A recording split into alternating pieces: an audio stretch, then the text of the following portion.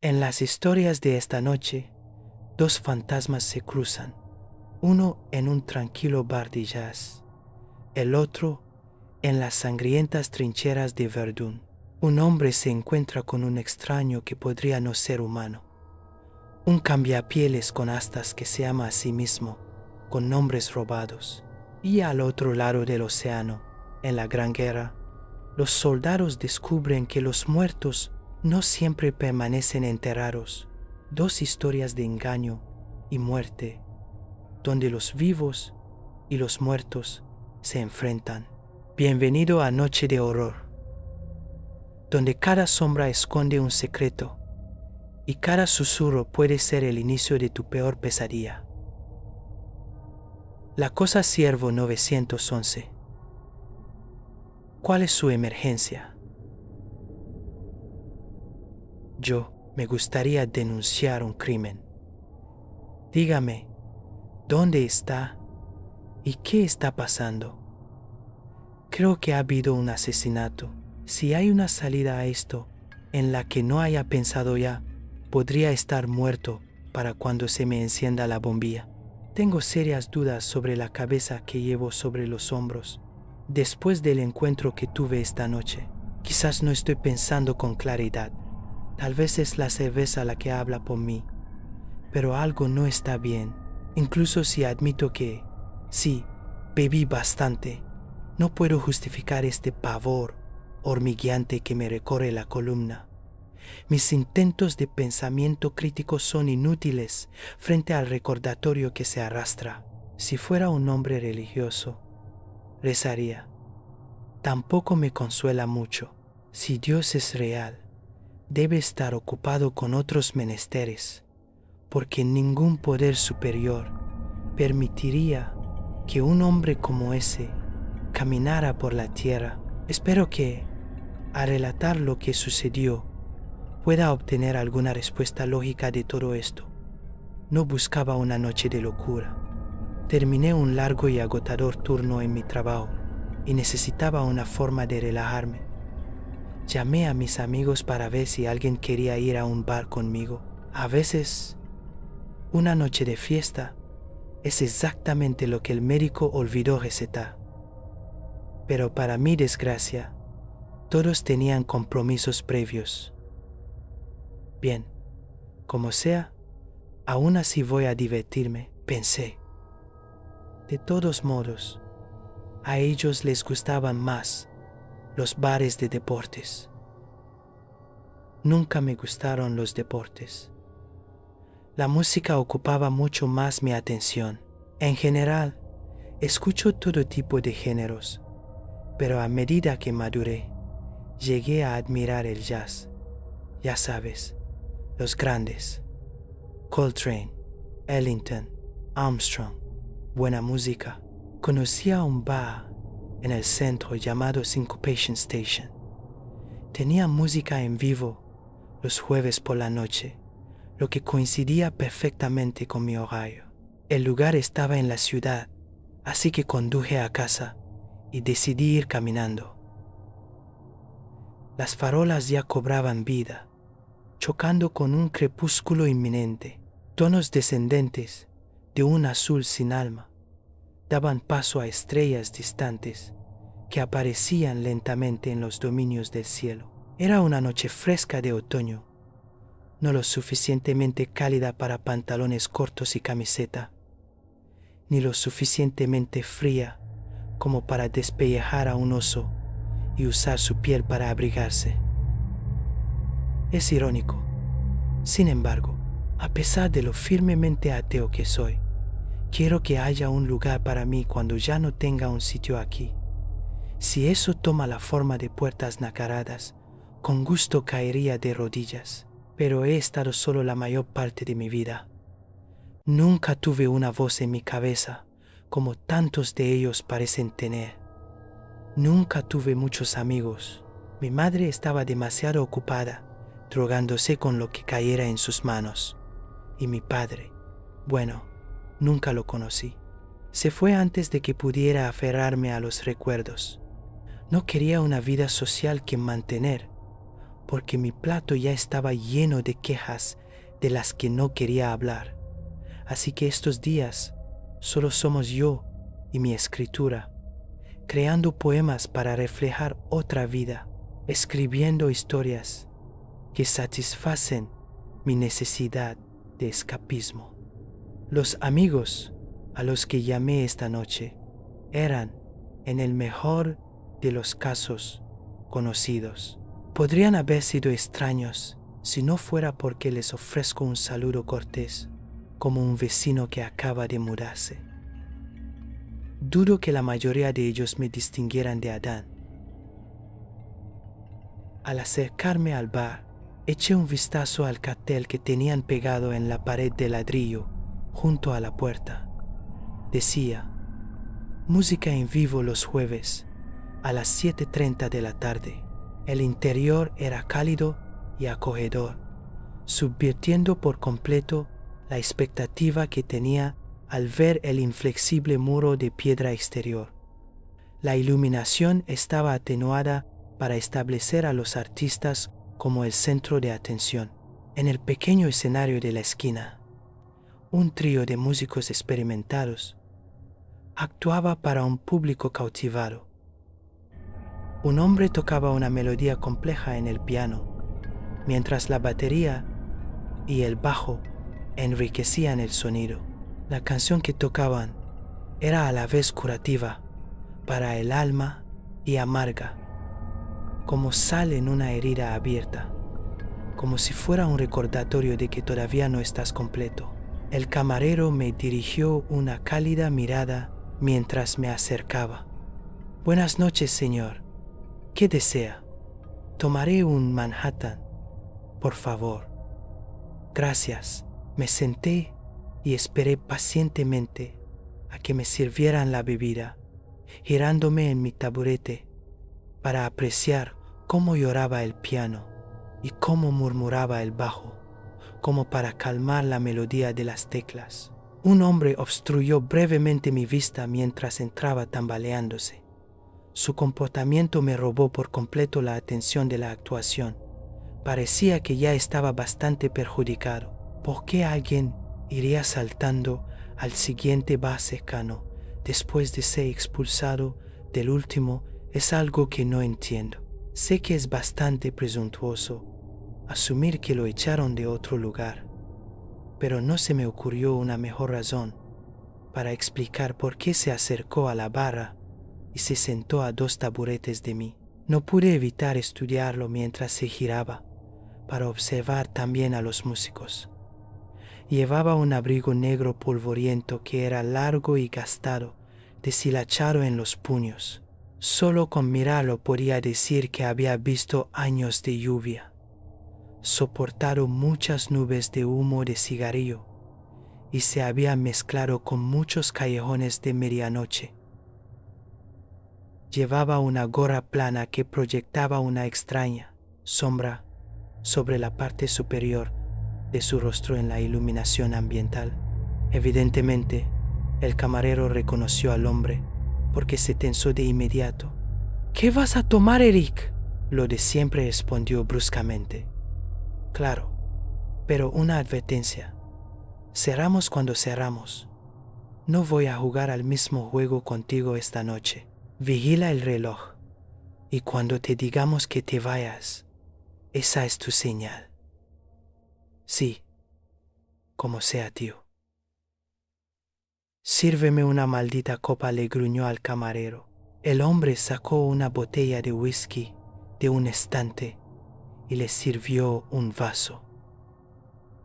A estas alturas, había olvidado por completo para qué estaba allí. Más que nada, sentía curiosidad por este hombre beligerante, como un tejón rabioso que arruinaba por completo el ambiente. Quiero decir, joder, lee el ambiente, colega. Parece que tienes algo que decirme, dijo Eric, sin siquiera molestarse en mirarme a los ojos. No, a menos que quieras charlar sobre lo que te tiene tan deprimido, ofrecí antes de tomar un sorbo de mi cóctel. No estoy deprimido. En realidad no. Solo tengo muchas cosas en la cabeza. Algunos fantasmas que creía haber enterrado hace tiempo. ¿Y a ti qué te importa? Me tomé un segundo para reflexionar sobre todo lo que había llevado a ese momento. No sabría decirte. Simplemente destacas como alguien que grita bomba en un aeropuerto. Eric se burló y finalmente se giró para mirarme. Ah, ¿sí? ¿Qué crees que es esto? ¿Me estás estudiando? Bueno, si lo estoy haciendo, ¿vas a seguir mirándome como si tuviera 3 ojos? ¿O me vas a ayudar con las notas?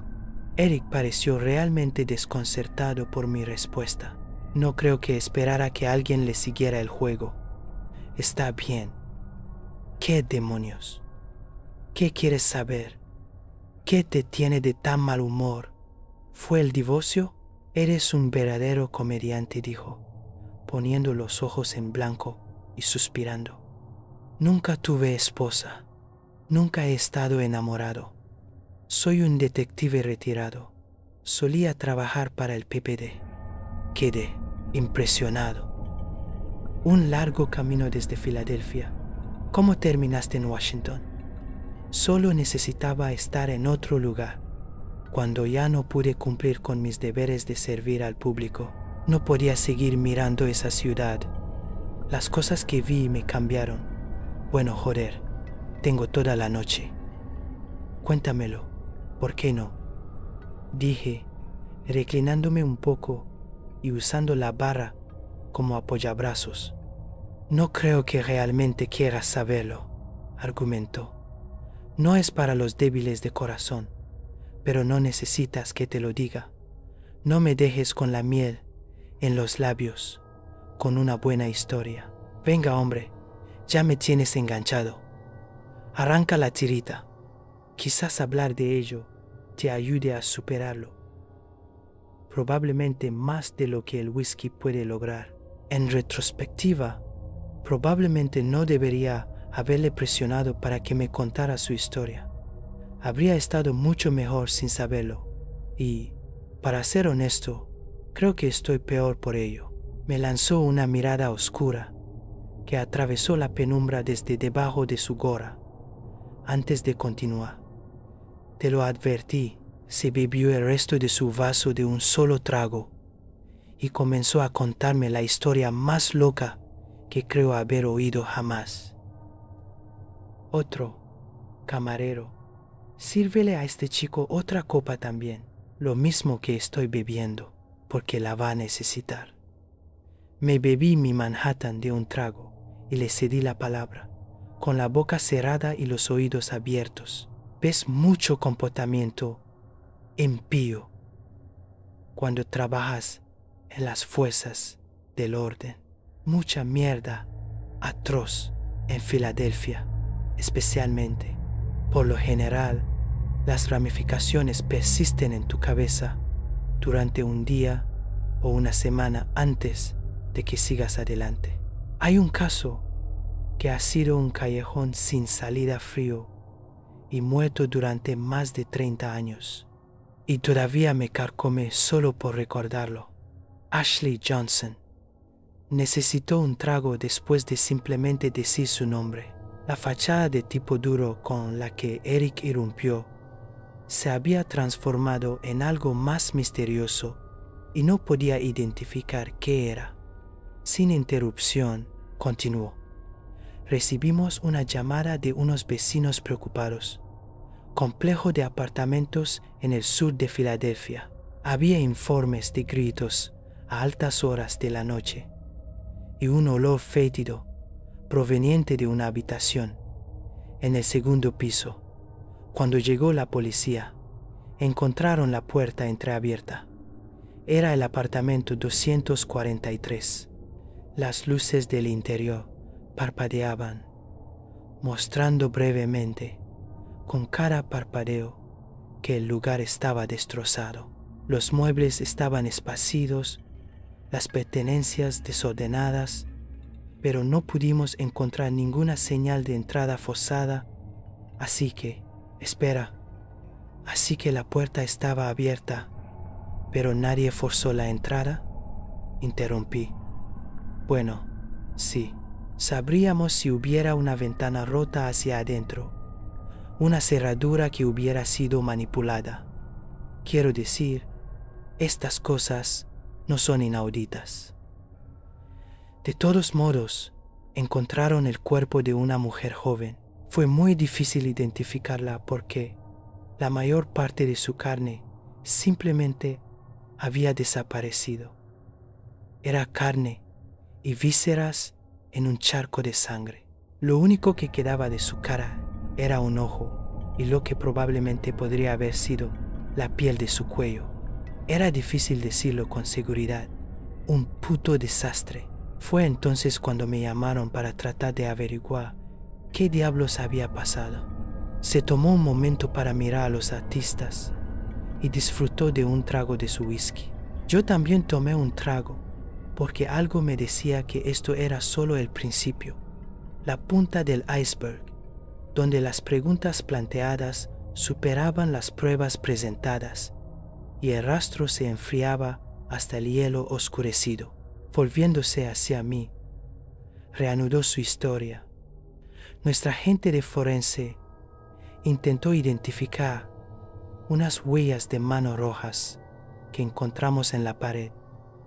Eran de Ashley, así que se suicidó. A eso voy. Chico, déjame terminar. Me lanzó una mirada dura. Levanté las manos en un esfuerzo por disuadirlo. Por supuesto, continúa, si no fuera por el estado de su cuerpo, tal vez esa podría haber sido una posibilidad, pero fue desollada, apaleada y descuartizada. De ninguna maldita manera, ni una remota posibilidad en el infierno de que pudiera haberse hecho eso a sí misma en su propio apartamento. Así que empecé a hacer preguntas. Empecé a buscar a la familia, amigos cercanos, quizás incluso parientes lejanos. Todo el paquete. Los amigos no tenían ni idea. Me dijeron que todos la habían visto la semana anterior en el campus. Así que pasé a interrogar a su familia. Sin hermanos, el padre fallecido. Eso dejaba a su madre. Aquí es donde las aguas se enturbian. ¿Listo para esto? La madre afirma que vio a Ashley mirando por la ventana de la sala de estar. 3 putas noches después de que encontramos su cuerpo destrozado. Me quedé de piedra. Siento que estamos entrando en el reino de las conjeturas de la teoría de la conspiración ahora, porque las matemáticas ahí no cuadran. ¿Cuánto has bebido esta noche?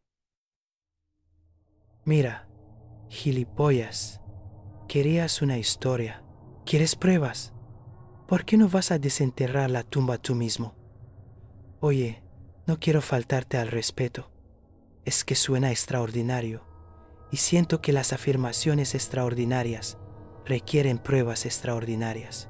Todo lo que tengo es mi palabra, y tendrá que ser suficiente.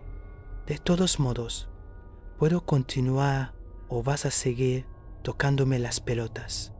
Cedo mi tiempo. Eric tuvo un tic involuntario. Fue repentino e impactante. Creo que por un momento me preocupé genuinamente por su salud, pero quizás solo era un tic nervioso o algo así. Por lo que sabía, podría estar poniéndole las cosas difíciles a este individuo afectado sin motivo alguno. Tosió con fuerza antes de continuar. Nosotros también pensamos que eran gilipolleces. Bueno, no textualmente, pero pedimos permiso para ver los registros telefónicos. Dijeron que podían demostrar que su hija todavía estaba viva. Había conversaciones de texto, llamadas telefónicas, mensajes de voz. Y claro, eso solo nos habría dejado rascándonos la cabeza, pero esa no es la peor parte. Los mensajes no se sentían nada naturales. Es difícil leer las emociones a través de los textos, claro, pero ella seguía lanzando frases extrañas y enviando fotos de bosques oscuros. Decía cosas como, soy tu hija, y mis huesos están tan fríos entre las preguntas de su madre. Las fotos tampoco eran nada reconfortantes. Era muy difícil de distinguir, pero se podía ver una silueta en la línea de los árboles. Quizás la persona llevaba astas en la cabeza, quizás eran ramas, pero era una mierda muy extraña. ¿Cuándo dijiste que pasó esto de nuevo?, pregunté, descubriendo algo extraño en su declaración. Oh, hace unos 15 años, respondió. La calidad de la cámara era granulada, pero aún lo suficientemente clara en la oscuridad para ver al tipo de pie allí. No estaba dudando de las capacidades de la tecnología, solo asegurándome de haberte oído bien. Su respuesta fue extrañamente defensiva, como si pensara que necesitaba justificar una mentira o algo así.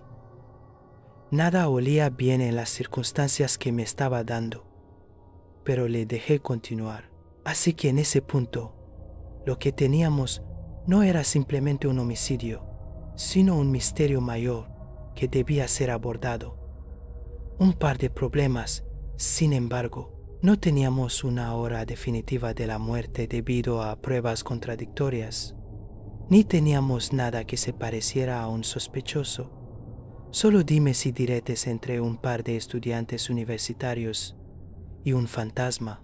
En algún momento nos pusimos en contacto con su hermano, quien podría haber tenido alguna idea sobre su estado mental.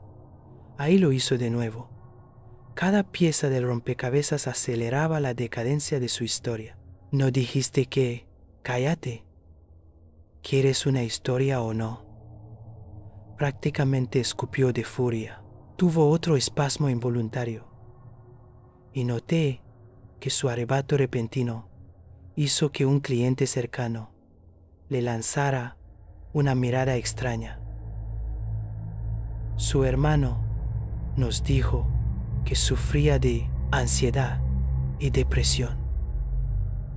En un momento de su infancia, intentó huir de casa, así que no tenía la cabeza bien puesta para empezar. Saqué lentamente mi teléfono del bolsillo mientras él continuaba.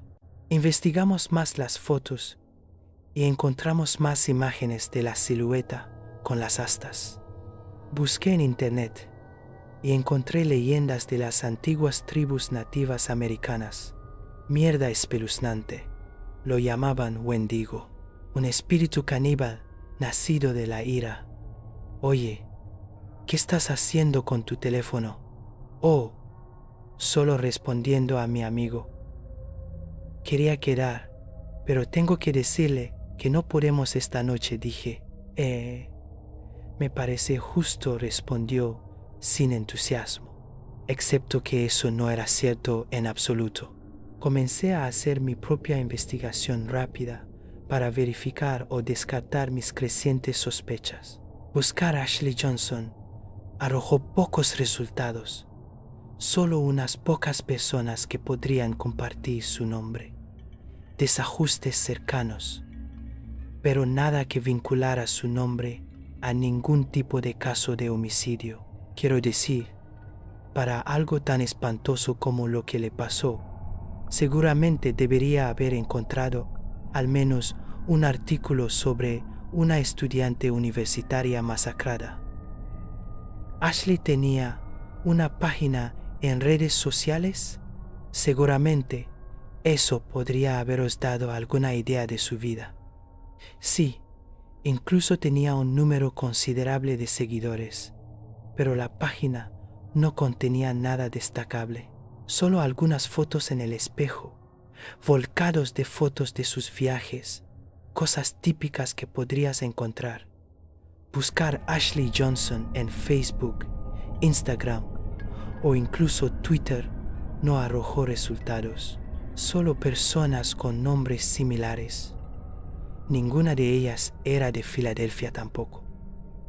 Si realmente sucedió hace 15 años, y había un gran grupo de personas que la conocían. Tenía que haber algo que dejara un rastro. Fue entonces cuando decidí cambiar de marcha e investigar a este detective, si es que alguna vez lo fue. Como solo tenía su nombre de pila y no sabía nada más sobre él, simplemente escribí Eric Detective P.P.D. El primer resultado fue un artículo de una estación de noticias local. El nombre completo del hombre era Eric Emanuel. Evidentemente, fue un condecorado agente de la ley en su jurisdicción. Había, sin embargo, un problema flagrante. Se me heló la sangre al leer las palabras. Eric había desaparecido en 2005. Los investigadores tenían razones para creer que hubo juego sucio, especialmente porque se encontraron salpicaduras de sangre en su casa y dejó pertenencias como su teléfono y las llaves de su coche, que también seguía aparcado en la entrada cuando se notó su ausencia. Entonces, si Eric Emanuel había desaparecido hace unos 20 años, en circunstancias sospechosas, ¿quién estaba sentado exactamente frente a mí? Guardé el teléfono en mi bolsillo y lo estudié más detenidamente. Observaba al trío de artistas, pero incluso mirando su perfil, podía ver que sudaba profusamente. Al darme cuenta de esto, se lo señalé solo para ver cuál sería su respuesta. Tío, ¿estás bien? Pareces como si acabaras de correr una maratón. ¿No hace bastante calor aquí?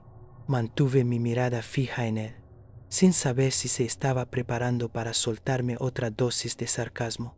No, no hace calor. De hecho, hace relativamente fresco.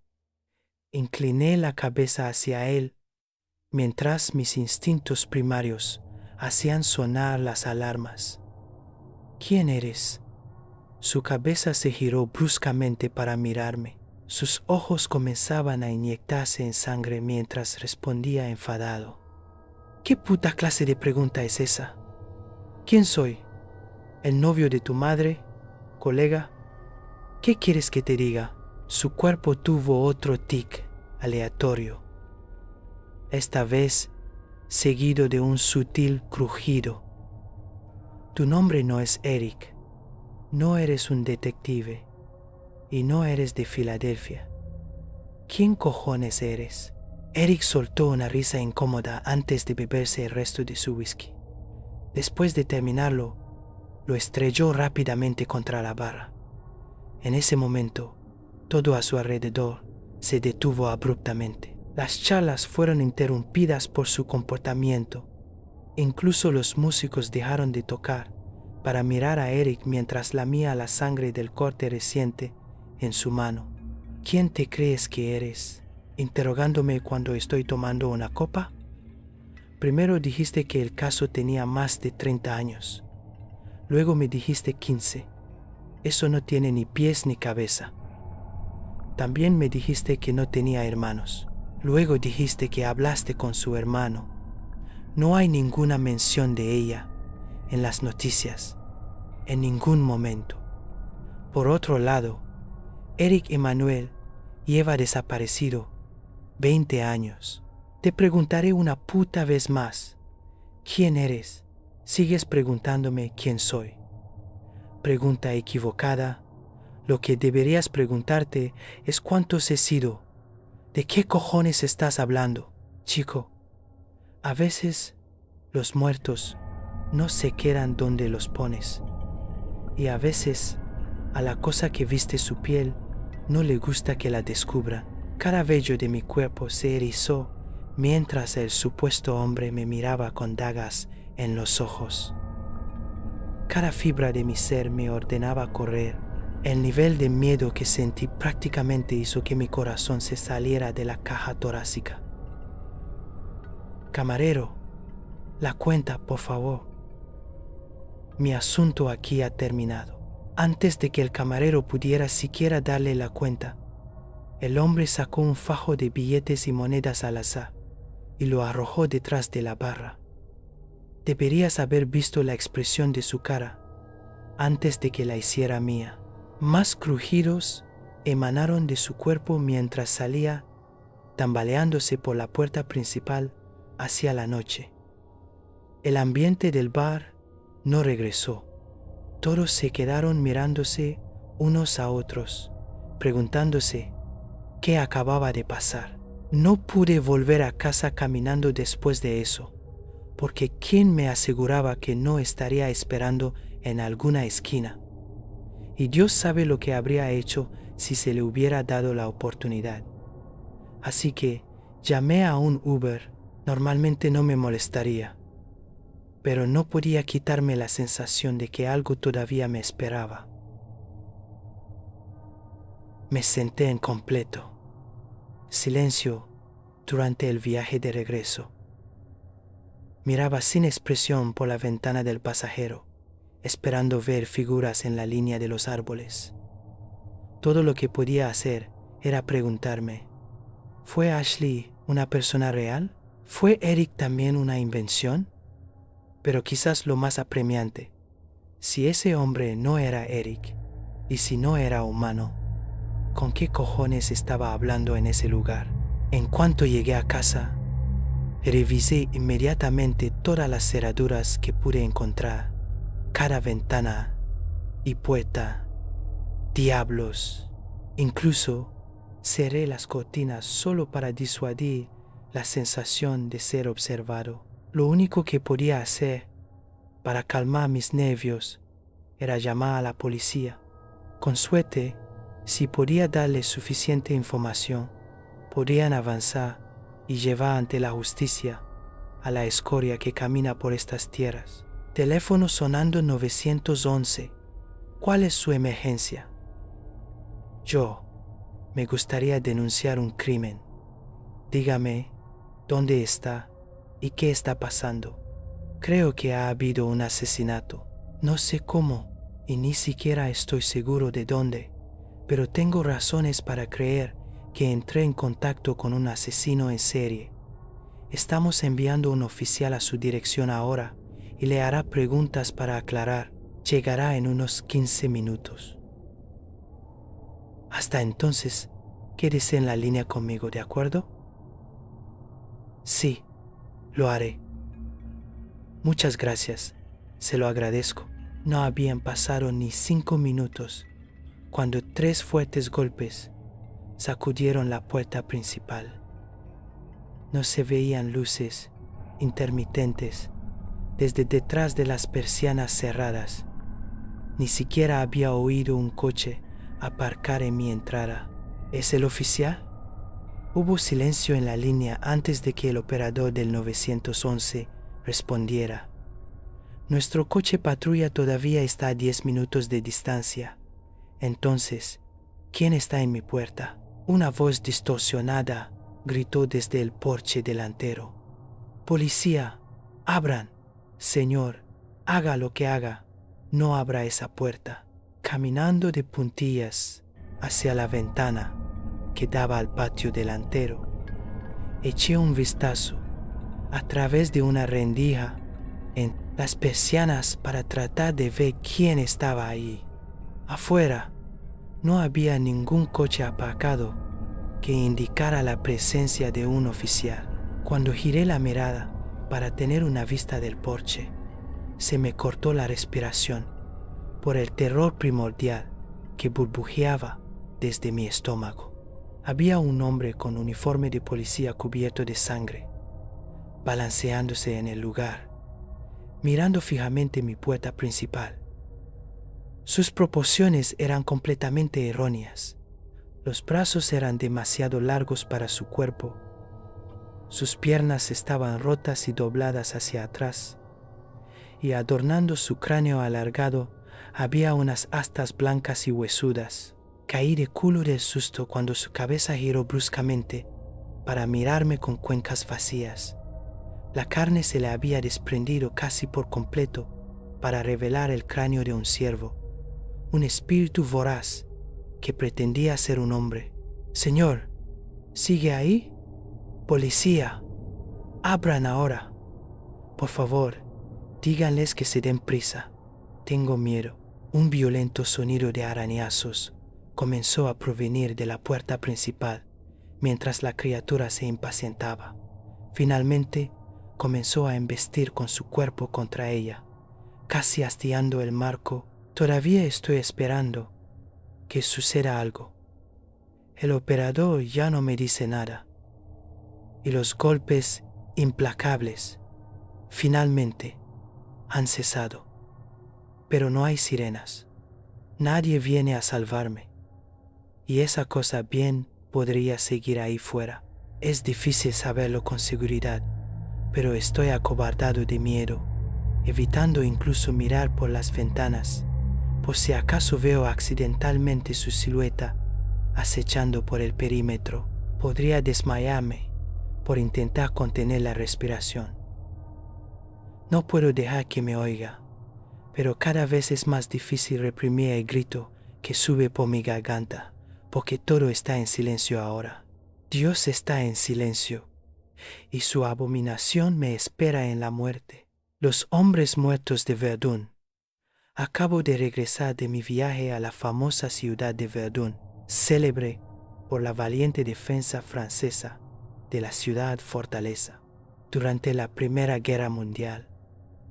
Mi interés en la ciudad y la batalla de Verdún proviene de mi bisabuelo, que luchó en la ciudad durante la batalla. Fue un hombre valiente que durante el estallido de la guerra se alistó inmediatamente en el ejército para proteger y servir a nuestra amada patria, Francia.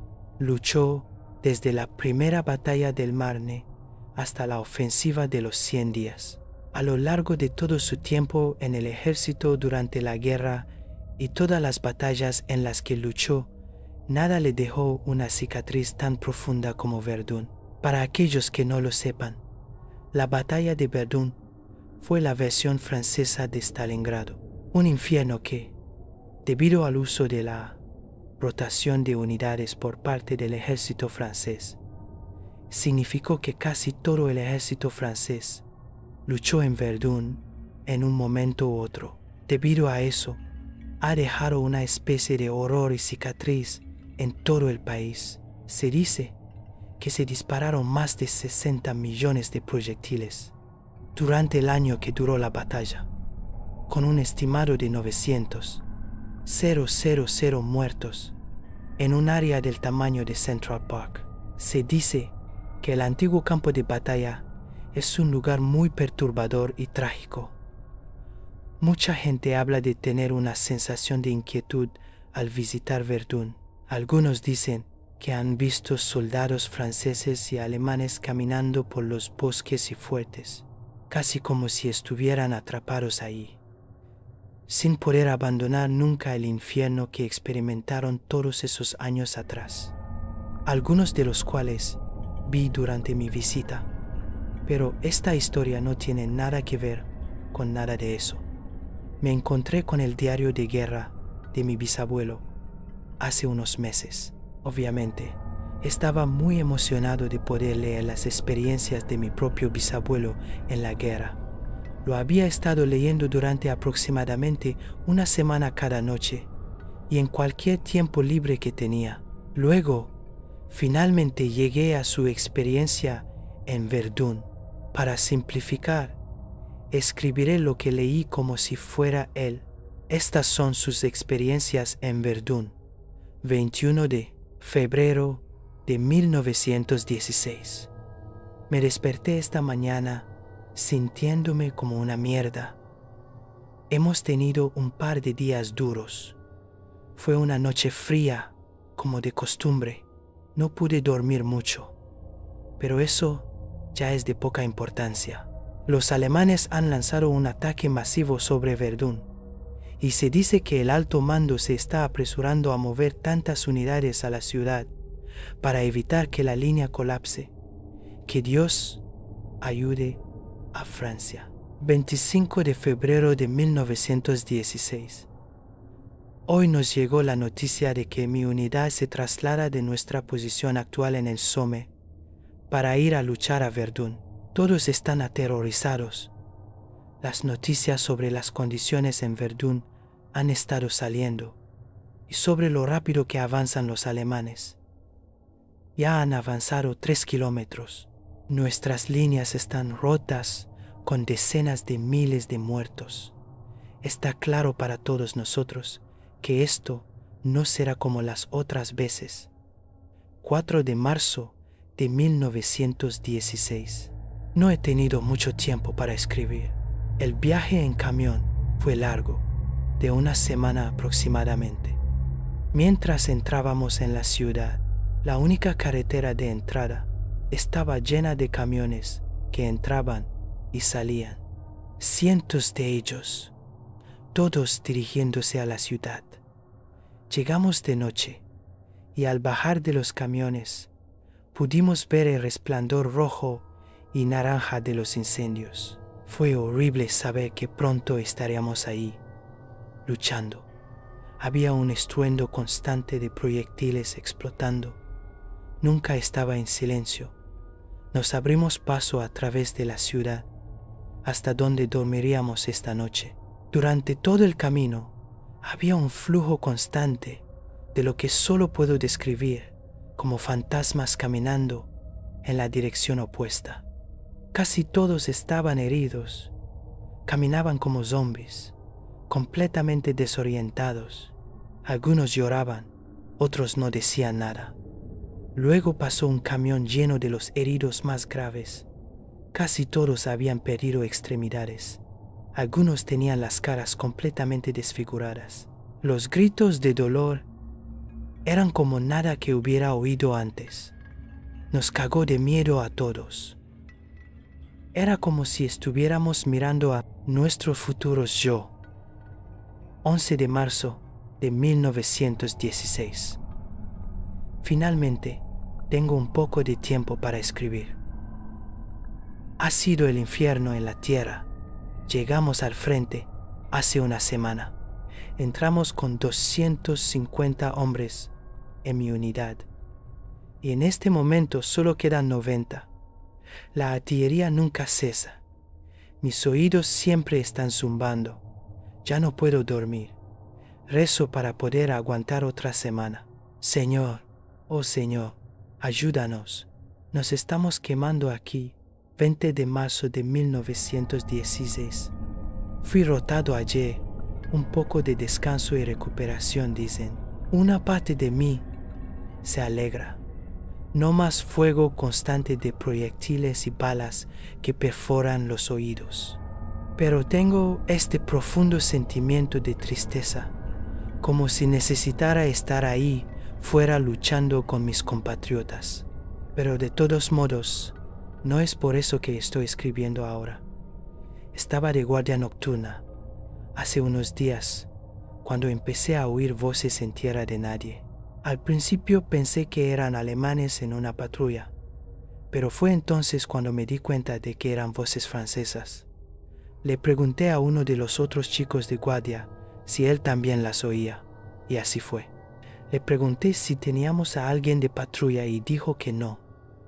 Decidimos asomarnos por encima de la trinchera para ver si podíamos ver lo que estaban haciendo. Vimos 4 figuras simplemente caminando, hombres claramente franceses con sus cascos. Era espeluznante, con el resplandor naranja de los incendios iluminando sus siluetas. Fue entonces cuando uno de ellos nos saludó con el brazo, como si nos hiciera un gesto para que nos uniéramos a ellos. Instintivamente, tanto yo como el otro tipo nos agachamos, esperando disparos, ya que cualquiera que se ponga de pie y camine por tierra de nadie está pidiendo que le disparen. Pero no se oyó ningún disparo. Así que volvimos a mirar hacia arriba y, así como así, habían desaparecido. Estábamos muy confundidos y, admito, un poco asustados. No vimos a nadie más durante el resto de esa noche. No sé qué pensar Nunca he visto a nadie simplemente caminando por tierra de nadie antes. 26 de marzo de 1916. Estamos de vuelta en el frente, de vuelta al infierno de Verdún. El pequeño descanso que tuvimos fue agradable, pero ahora solo parece un recuerdo lejano. Estuve de patrulla nocturna anoche. Los vi de nuevo. Estábamos buscando hombres heridos, abandonados en tierra de nadie de ataques anteriores. Llegamos a un gran cráter de proyectil. Salté dentro buscando alemanes o heridos. Mi compañero fue al de al lado. Había tanto humo que solo podía ver, quizás, a 15 pies delante de mí. Una vez que terminé de buscar heridos y alemanes escondidos en el cráter, estaba a punto de salir y meterme en el cráter de mi compañero cuando oí a alguien saltar al cráter en el que yo estaba. Pensando que era mi compañero, me di la vuelta para verlo y me quedé horrorizado con lo que vi.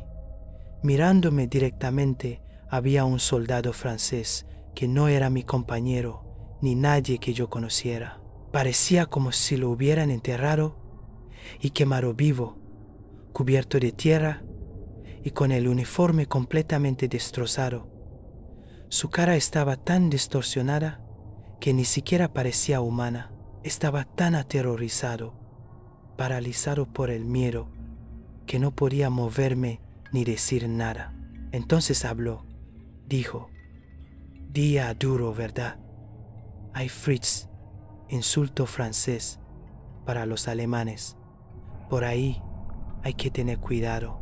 Luego saltó y corrió a toda velocidad hacia las líneas alemanas. Excepto que no pude oír ningún paso ni nada por el estilo. Solo el silencio y el estruendo de los proyectiles. Estaba tan petrificado que casi me meo en los pantalones. Luego reuní el valor y me arrastré hasta el cráter de mi compañero, aterrorizado todo el tiempo de volver a ver a ese hombre. Una vez que llegué a su cráter, me miró y preguntó: «¿Qué diablos te pasó?». No dije nada, todavía asustado hasta la médula por lo que había visto. Vio la expresión de mi cara. Él lo sabía. «Vamos, volvamos», dijo. «Todavía tengo pánico de ir a las patrullas nocturnas.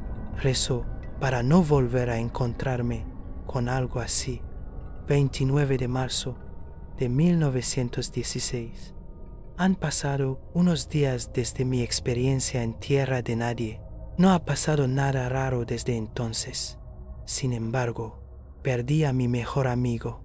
Un disparo en la cabeza justo delante de mí. Quedé horrorizado y devastado. Yo lloré sobre su cuerpo con su sangre por todo mi uniforme. He perdido todo en Verdún. Todo lo que me queda es la esperanza de sobrevivir a este infierno, aunque eso parece cada vez menos probable. Dios nos proteja. Rezamos para que nos salves de este infierno. 30 de marzo de 1916. Capturamos a algunos alemanes anoche. No paran de hablar histéricamente sobre los hombres muertos. Afirmaron que fueron atacados por soldados franceses horriblemente desfigurados. Aparentemente, no soy el único que los ha visto. No sé si debería estar más aterrorizado o menos. De cualquier manera, tengo patrulla nocturna mañana. Rezo para no volver a verlos. 31 de marzo de 1916. Joder. ¿Qué cojones acaba de pasar? Yo, ni siquiera sé cómo explicar lo que acabo de ver. Acabo de volver de la patrulla nocturna. Santa mierda. Yo, lo vi. Juro que vi a mi mejor amigo. Pero no, eso es imposible. Está muerto. Lo vi morir, pero no. Un compañero y yo estábamos de patrulla y lo vi caminando a través del humo. Juro que lo vi, pero no era él. Era como un fantasma de él, pero al mismo tiempo no lo era. Verlo caminar a lo lejos con el resplandor rojo y naranja de los incendios y el alambre de espino fue horrible. Parecía casi demoníaco, como una escena del infierno. Joder, tío, debo estar volviéndome loco, pero sé lo que vi. No tenía piel que pudiera ver, pero podía ver su cabeza o lo que quedaba de ella. Me pongo enfermo solo de pensarlo. Gracias a Dios que mañana salimos de la línea para descansar un poco. Tío, ¿cómo lo necesito? 6 de abril de 1916. Ha sido una noche bien larga. Todavía estoy temblando. Me desperté alrededor de la 1 de la madrugada. Estaba confundido sobre por qué me habían despertado. No estábamos en el frente, ya que todavía estamos fuera de la línea. Miré a mi alrededor para ver qué me despertó. Fue entonces cuando noté una figura sentada al final de mi cama, llorando. Al principio pensé que era uno de mis compañeros que había tenido un colapso mental. Bueno, hasta que la figura giró la cabeza para mirarme, un escalofrío recorrió todo mi cuerpo. Era mi mejor amigo. Me miró y dijo: «Lo siento, hermano, ya puedes descansar». Empecé a llorar, sintiendo una inmensa cantidad de culpa. Intenté hablar, decir cualquier cosa, que lo sentía o que lo echaba de menos, pero no pude. Luego me tocó la pierna y dijo: «Nos volveremos a ver», y simplemente desapareció. Salté de la cama lleno de tantas emociones. Miedo, tristeza, aterrorizado. Salí y lloré durante horas. Ya es de mañana y todavía estoy asustado. Solo quiero irme a casa, alejarme de este infierno. Todos lo queremos. Estamos perdiendo, y mucho. El fuerte Douaumont se ha perdido. El fuerte Vaux está rodeado. Decenas de miles están muertos. Francia se desangra de rojo con nuestra sangre. 14 de abril de 1916. Finalmente, mi última semana en este infierno. Nuestra unidad está siendo rotada permanentemente fuera de Verdún. Hemos perdido a demasiados hombres para contarlos. Mi salud mental está empeorando cada vez más. No sé si es por toda la muerte y la carnicería, o por las extrañas figuras, o por ambas cosas. De cualquier manera, estoy listo para salir de aquí. Sigo teniendo la sensación de que me vigilan por la noche, siempre en las patrullas, solo de noche. Sigo preguntándome si los cadáveres están realmente muertos. 17 de abril de 1916. Estoy de vuelta en casa, o al menos por un mes, hasta que volvamos a la guerra. No a Verdún, afortunadamente. No puedo volver. No sé si regresaría vivo. En nuestro camino de salida, vimos cómo los reemplazos marchaban hacia la picadora de carne, o como se podría decir sombríamente, hacia sus tumbas. Ellos lo sabían, sus rostros lo decían todo. El miedo o la falta de él mostraba cuánto esta guerra ha afectado a mi amado país. Era como ver a hombres muertos marchando hacia su muerte. Me rompió el corazón, aunque no todos los muertos permanecen muertos. Mi bisabuelo sobrevivió a la guerra. Terminó luchando en el Somme unos meses después de su experiencia en Verdún.